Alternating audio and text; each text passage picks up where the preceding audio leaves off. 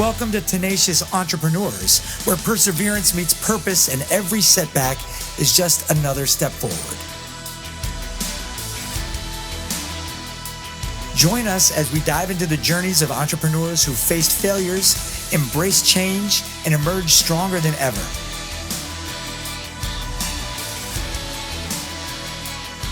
Whether you're dreaming big or already on your way, this podcast is here to remind you that the end is only the beginning. Stay inspired, stay tenacious, and let's conquer the entrepreneurial world together. Hey guys, welcome back to the Tenacious Entrepreneurs podcast. I have a special guest on the show today, and we're looking forward to hearing from you. Brother, introduce yourself. Yeah, I'm Kristian Garic. I am a veteran radio host of 20 years now. I host a show from noon to 2 on WGSO 990 AM and also streaming on X Live, Rumble, Facebook Live. So, you know, this is a welcome thing for me to be here. I'm glad you guys invited me. Yeah, great to have you, man. So tell me about yourself, brother. Did you grow up here in New Orleans, or where are you from? No, I was born here in New Orleans. My dad joined the Army when I was 10 months old, so we moved all over the world, Germany, Fort Knox, West Point, New York. And then he retired. I was in the Marine Corps. I enlisted in the Marine Corps out of high school, and then when he retired and I got out of the Marine Corps, ironically 2 days before 9/11, I came home. I had met a Louisiana girl, and you can't take a Louisiana girl out of Louisiana. No. Definitely can't, man. There's a law against that. I think it's written in the book. Yeah. So, and we had a child at the time. So I've been here, over 20 plus years now, and it's home. It's home. So when you say here, like in Metairie, Kenner? I actually live in St. Charles Parish. Okay. Right. Des Allemands. Yeah. Right off of Bayou Gauche. I love it out there. I like being tucked away. Yeah. If that makes sense. You're close enough to New Orleans to go get something good to eat, but you're not so far away that... Well, there's plenty of good places to eat out there in St. Charles Parish and on the West Bank. But yeah, I mean, look, I love the city, but at the same time, you know, there's some things that I want that, you know, I want to get away from that hustle and bustle, and, you know, I don't want to get too far into it, but, you know, I wanted to make sure my family was safe. Mm-hmm. And, you know, New Orleans is not always the safest place, but I'll leave it at that. Yeah, in New Orleans, it's hit or miss, and that's the thing, is like you can't raise kids hardly around it, because it's like, you know, a lot of times, like if you go to the wrong street, you know, you're going to get shot. But you go to the right street, you know, 2 streets over, and you're in a multi-million-dollar, you know, high-end neighborhood. So I mean, it's tough. Yeah. You know, growing up here for sure. So my mother-in-law had a house here, and she was assistant DA here in New Orleans, and so. Oh wow. So I had some experience with all of that. Her husband was a city not the city prosecutor, but the one that actually does pro bono work for the people whenever they can't afford an attorney. Public defender. There you go. He was the public defender's office.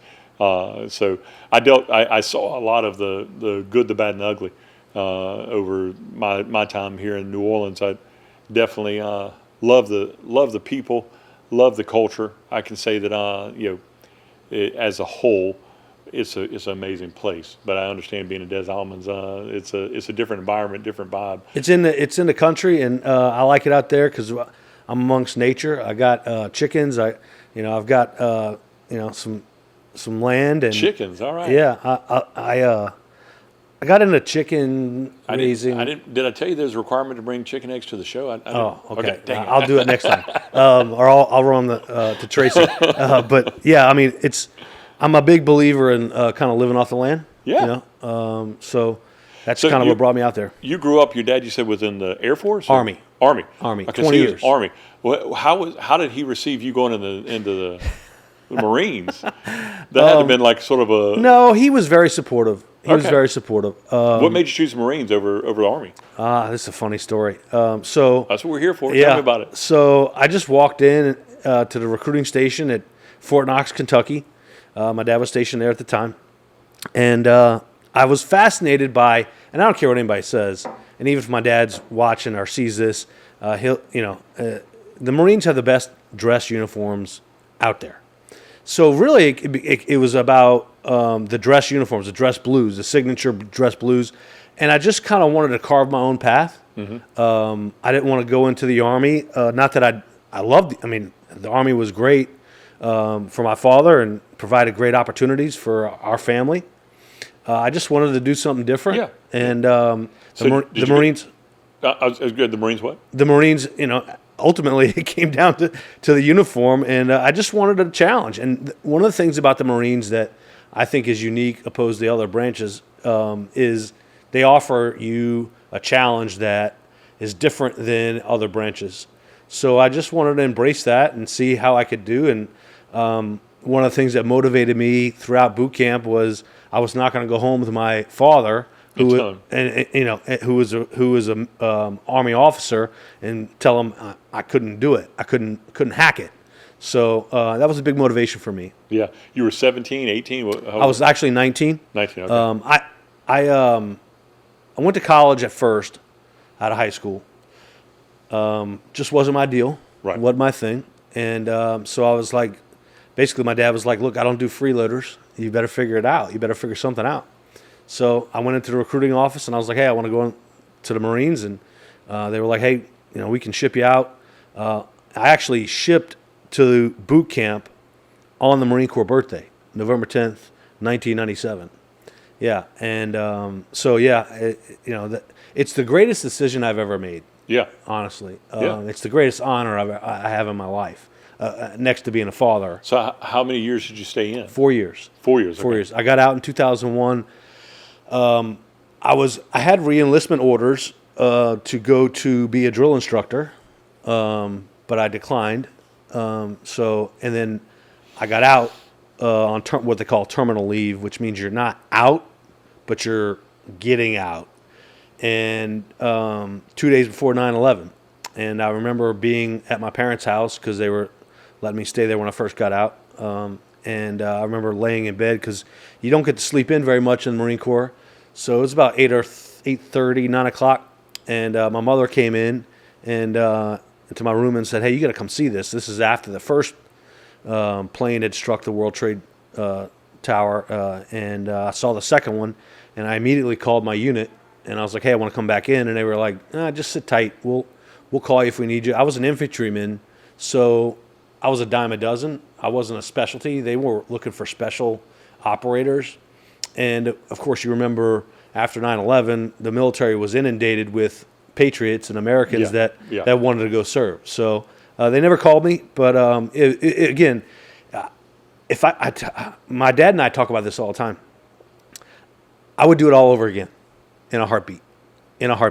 I had some of the most fun of my life. Yeah. Getting to jump out of a helicopter, getting to jump out of rappel. I mean, getting to do all these cool things, getting to see all these cool locations that other people would have to pay a lot of money to go do. Yeah. I got to do all that for free. I got paid to do it. So that's freaking great. Awesome, man. Yeah. So you're in the military, or you're in the Marines 4 years. You get out. You're 23. Mm-hmm. And what was your next jaunt in life? That's a great question. So I actually went right from the Marine Corps to being a sheriff's deputy for St. Bernard Parish. I did that for 3 years. Not a hard transition. I mean, no, not at all. Yeah. And the police academy was not that, compared to boot camp. I was going to say, it was like going through preschool. Yeah, it was not that difficult. Yeah. But I did that for 3 years, and I had always wanted to do radio. I grew up listening to, even though my dad was stationed in places where we weren't here in New Orleans, Buddy DiLiberto, I'm sure you remember that name. Mm-hmm. We always listened because, at the time, that station on WWL was very powerful, still is. You could hear it in several parts of the country. So we would still listen, in particular after Saints games, etc. So I always kind of wanted to do radio. And when you think about radio and military, I always think about Good Morning Vietnam. Yeah. So I had put in an application with WWL Radio, even when I was a policeman, for 6 straight Mondays. Every Monday I would go put in an application. You were tenacious as nothing else. Yeah, and they called me and they were like, "Look, we're tired of seeing your application. Come in for an interview." And I started out as a producer, just kind of as a gopher, really, just go fetch this, go give me this off the copy machine, or And I was the guy that ultimately, hey, so and so can't come into work today; they're sick. I'll do it. I actually, lied. I'll say this now. I lied and said I could do something that I didn't know how to do. Yeah, but I taught myself how to do it that day just to get more of an opportunity. So you didn't have any radio broadcasting experience. No, but I was going to Tulane at the time to study. I was studying journalism. Tulane continuing studies for adults, the working adults. I was already working for WWL Radio, and Katrina happened. We're coming up on the anniversary, and opportunities presented themselves fast because of Katrina. It was kind of baptismal by fire, and I asked my boss, shortly thereafter Katrina, should I go back? Do I need a journalism degree to be in this field? And the reality of it is you don't. If you're talented, then that's what matters. And so I never finished. Ironically, I was on the dean's list, and they had sent me a letter right before Katrina, the summer before Katrina, that they were going to pick up my last 2 years of schooling. I was married at the time, again, working adult. So I felt like, all right, let me just go ahead and launch my career. Right. And then the rest is history. Yeah, but I think that's funny. That I went through radio broadcasting in high school, and I ended up doing it for 2 years in a row because I thought I had the face for radio. I do too.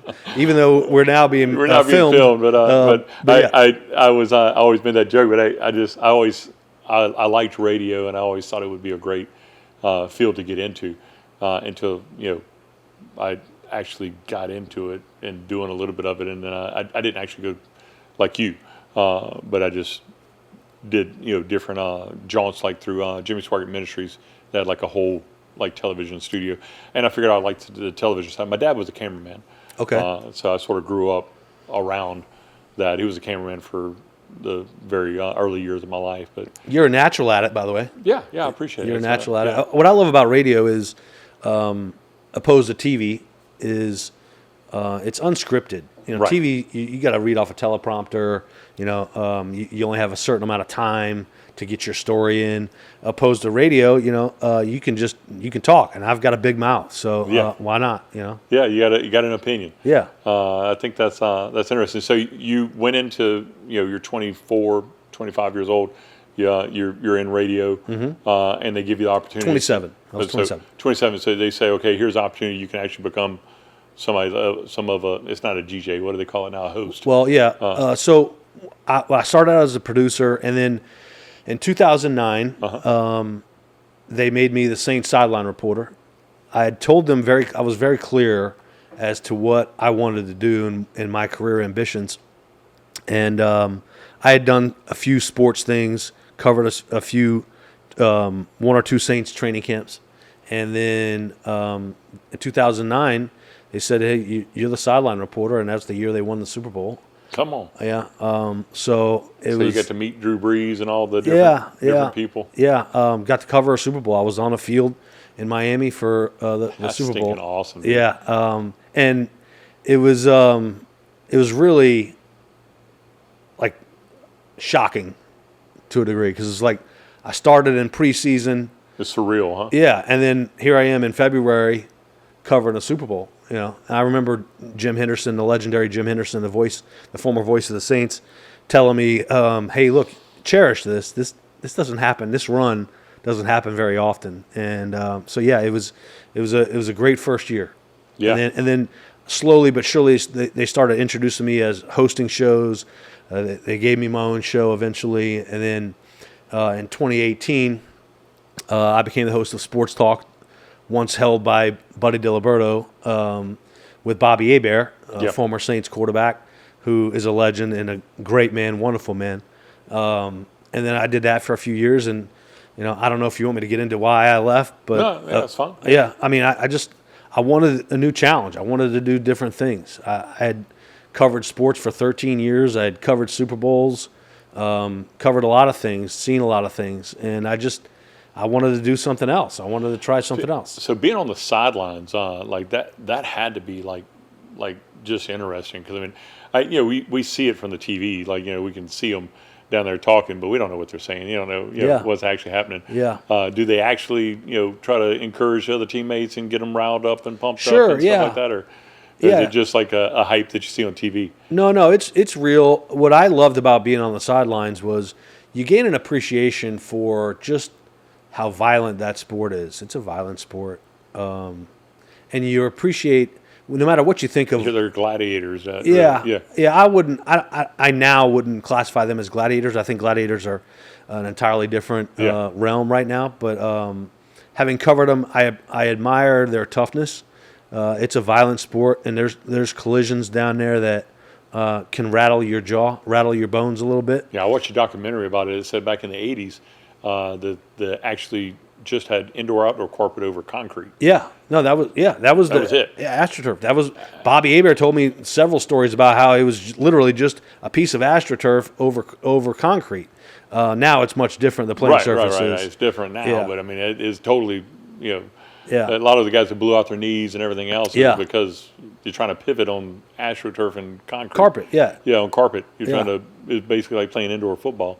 But anyway, so that's just interesting. Did you manage to meet a bunch of, like you met all of the players, or you just? Sure, yeah. I had to. Were you in the locker room before, or? I had to do, I was in the locker room 4 days a week at the practice facility, post-practice, covering training camps, doing interviews with players. Yeah.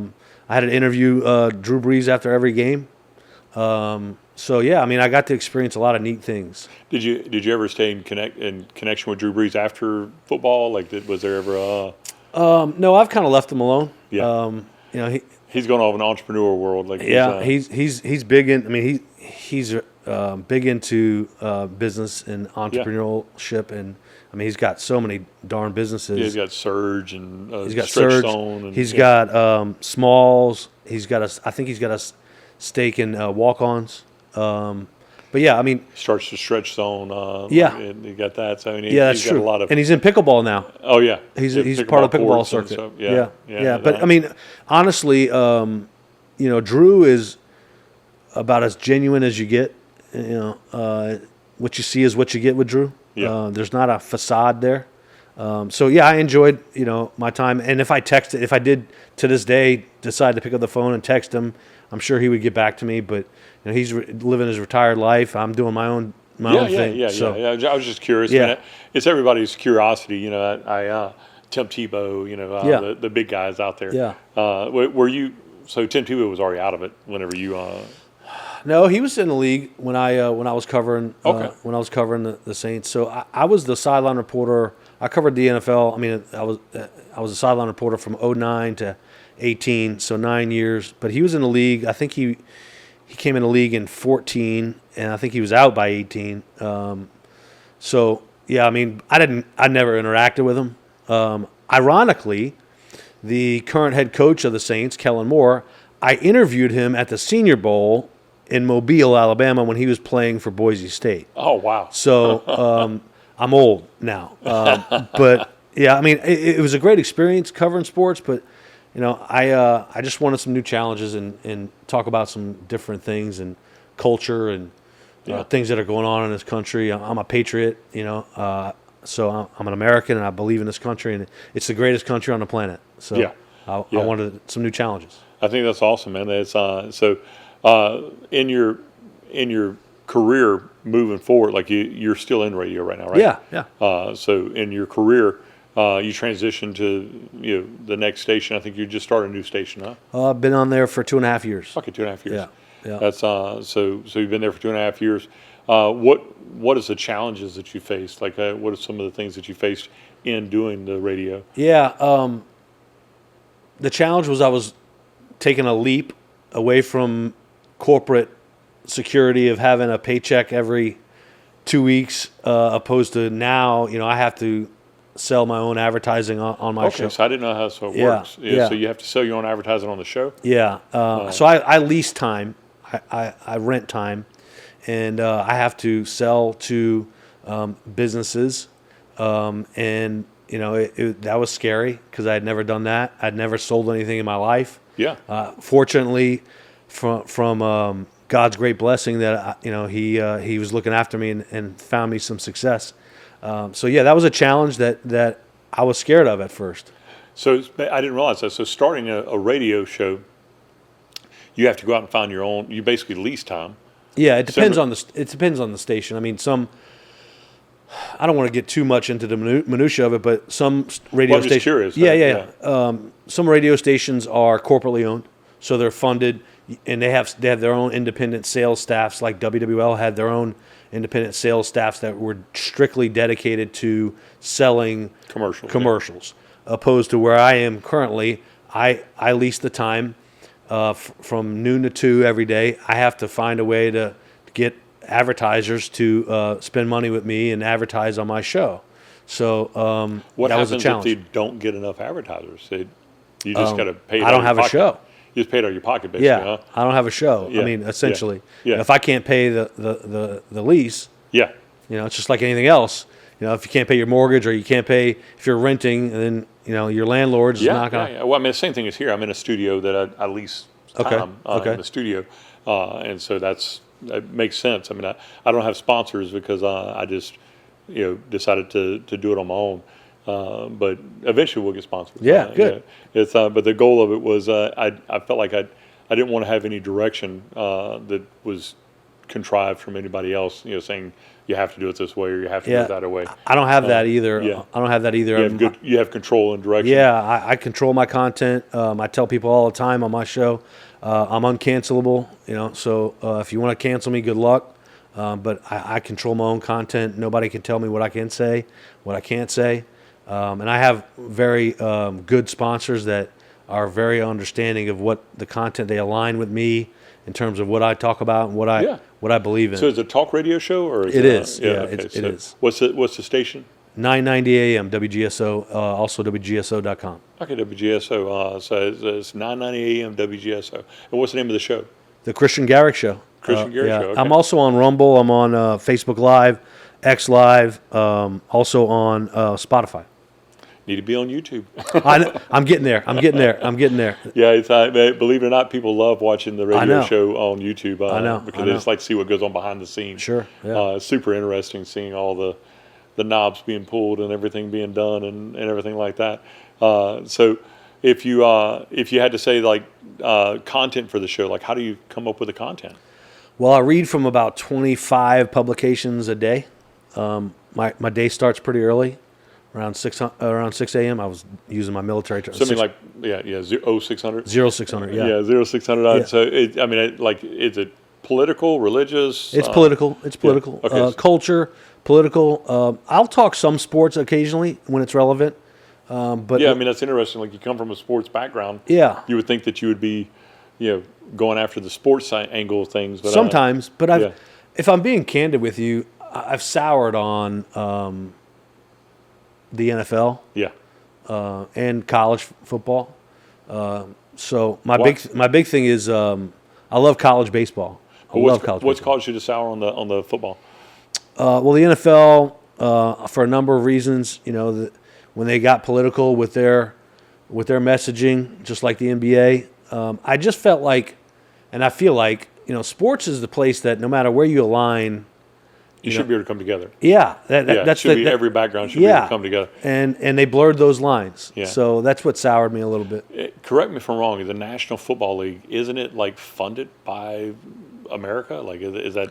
Well, it's really what it's funded by is TV contracts. Okay, by TV contracts. Yeah, the network deals is where everybody thinks that. Because it's a National Football League. Yeah, but everybody thinks that the fans fund these pro teams. These teams break even on ticket prices and fans. Where they make their money is on TV network deals. I mean, 24, 28, $35 million network deals to broadcast games is where they make their money. So that's what it's really funded by, and they're subjected to messaging from those networks. Yeah. My favorite sport to watch was always the college football. Yeah.